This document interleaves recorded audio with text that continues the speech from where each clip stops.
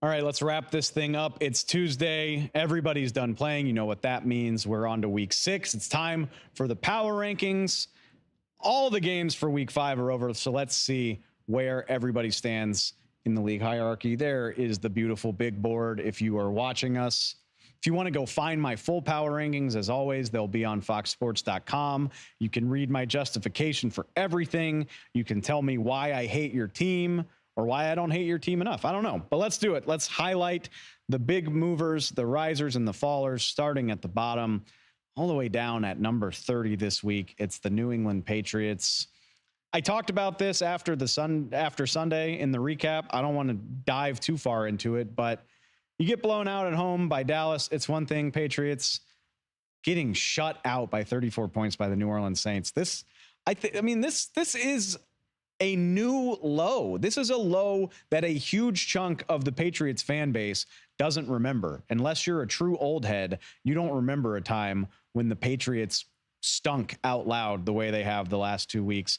All the way down at number 30, outscored 72-3. It's wild to say about the team that has dominated for most of my life, but it is well earned. Jumping up the board a little bit, Washington benefits from playing a Thursday game. Cowboys get humiliated, plenty of other upsets around the league, but I didn't forget about you, Commanders. I've got you falling to number 22. A huge opportunity to make a statement. 6-point favorites against the Chicago Bears, and they murdered you. Justin Fields went off. Not a memorable performance. Sam Howell was fun, but the Washington defense, supposed to be a strength of this team, absolutely had no answer for DJ Moore, had no answer for Justin Fields. 300-yard passing performance. I'm going to bring this up a lot. Everybody in Washington is auditioning for new ownership. Not a great statement to make at home as a 6-point favorite against the Bears. Not loving it. Cincinnati Bengals, I'm moving you right to the midpoint of the league. I've been jumping the Bengals up and down because the talent is undeniable. The results haven't spoken to it, at least not yet. But beating up on Arizona is a step in the right direction. It's the first time in 5 weeks the Bengals have looked like the Bengals we know. You'll notice I've got them at 16. So I don't have them in the playoff range just yet. I got to see a little bit more. But man, I'm encouraged. Man, I'm happy to see Joey B get back to his old ways. Hopefully, it's the first of many fun performances. But yeah, I've got them. I've got the Bengals just hanging out in the cut, right outside playoff range until we get some more information. Up at number 8, big win for the Jags. In the recap show, I talked more about why I was worried about the Bills.